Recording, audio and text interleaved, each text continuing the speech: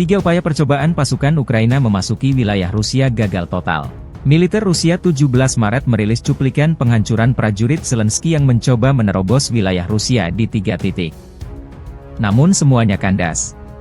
Serangan berhasil dihalau dan upaya kelompok sabotase dan pengintaian Ukraina untuk menyusup ke wilayah Federasi Rusia digagalkan di sisi Popovka, wilayah Sumy, dan ke arah Spodoryushino dan Kozinka, wilayah Belgorod.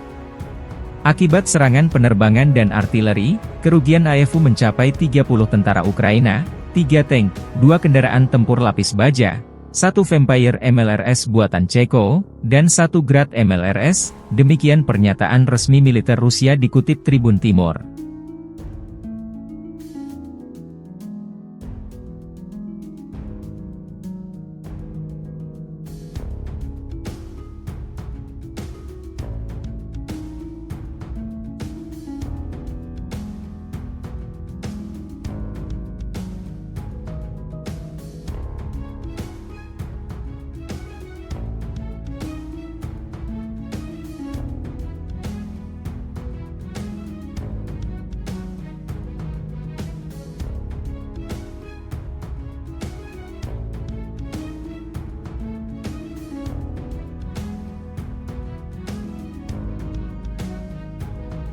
Download Tribun X sekarang, menghadirkan lokal menjadi Indonesia.